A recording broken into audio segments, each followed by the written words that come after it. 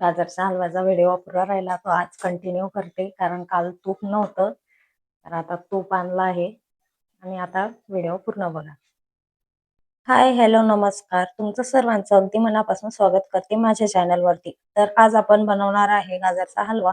म्हणजे मी कधीच बनवला नाही, तर पहिल्यांदा मी गाजरचा हलवा बनवत आहे. तर मी आधी मस्त असे स्वच्छ धुवून घेतले गाजर आणि शिलून पण घेतले आणि त्याचा आजूबाजूचे देठ काढून टाकले आणि किसायला घेतलं. किसताना तर एवढे म्हणजे फ्रीजमध्ये ठेवले होते ना, एवढे थंडे होते, पूर्ण हात थंडेगार पडून गेले. आणि मग दीदी म्हणत होती की मी किसून देते, कारण तिला खायचा होता. तर ती जास्तच हे करत होती.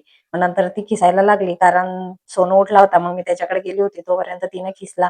मग नंतर चला आता आपण हलवा बनवायला घेऊ. पूर्ण खिसून वगैरे झालं. मग मी कढई ठेवली, त्याच्यामध्ये 2-3 चमचे तूप टाकलं आणि तुपामध्ये छानसा आपल्याला गाजर जे खिसलेला आहे तो परतून घ्यायचा आहे. म्हणजे चांगला परतला तेव्हाच तो चांगला लागतो. आणि मग नंतर मी एका साईडला काजू बदाम बारीक करून घेतले आणि इलायची खलबत्त्यामध्ये थोडी कुटून घेतली. कशा पद्धतीने गाजरचा हलवा बनवता मला नक्की एखादी कमेंट मध्ये सांगा. आणि मला तर येत नाही, पण मी फर्स्ट टाइम बनवत आहे, कारण मला खायला पण काही आवडत नाही तो आधीपासूनच.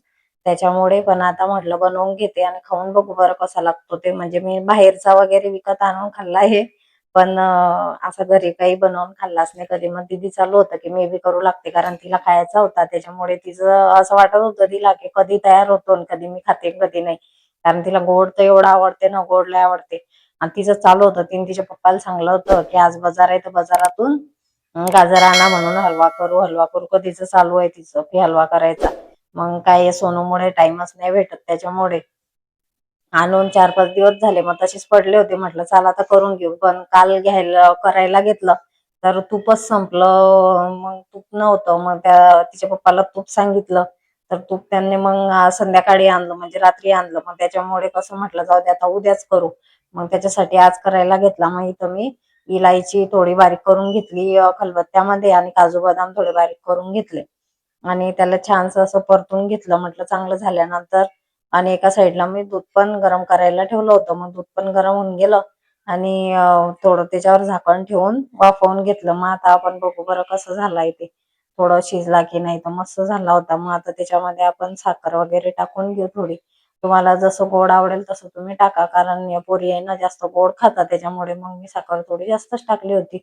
मग चांगलं असं परतून घेतलं साखर टाकून बी. आणि मग थोड्या आमच्या गप्पा गोष्टी चालू होत्या. मग काजू बदाम बी घेतले टाकून, कारण पोरीचं चालू होतं कधीच बनव बनव बनव. पण म्हटलं बाई मला येत नाही, मला काही आवडत बी नाही, त्याच्यासाठी मग हाव नाही चालू होतं. म्हटलं जाऊ दे आता गाजर आणलेच आहे एवढे मोठे, तर करून घेते. मग दूध टाकलं. मग दूध थोडं जास्तच टाकलं. मला असं वाटत होतं की जास्त झालं की काय, आता कसा दिसतोय गड्या तो, पूर्ण कलर चालला गेला त्याचा. आता कसा होतो कसा नाही. मग थोडं शिजू दिलं ना, दूध पूर्ण त्याच्यामध्ये आटून गेलं. आणि जास्त दूध टाकलं ना उलट तर मस्त लागत होता. मग पूर्ण दूध त्याच्यामध्ये आटलं. झाकण ठेवून 5-10 मिनिटं त्याला शिजू दिलं चांगलं. मग दूध आटून घेतलं. मग चला आता आपण खाऊन बघू बरं कसा लागतो तो. मग मी एका वाटीमध्ये घेतला आणि इथं मी खाऊन बघते आहे की कसा लागतोय. व्हिडिओ आवडला असेल तर एक लाईक करा आणि चॅनलवर नवीन असाल तर चॅनलला नक्की सबस्क्राईब करा आणि तुमच्या मैत्रिणींना पण व्हिडिओ शेअर करा. तर नक्की मला सपोर्ट करा, कारण मी नवीन चॅनल चालू केला आहे आणि तुमच्या सपोर्टची खूप गरज आहे. सर्वजण खायला. चला मग भेटू पुढच्या व्हिडिओ. चला बाय.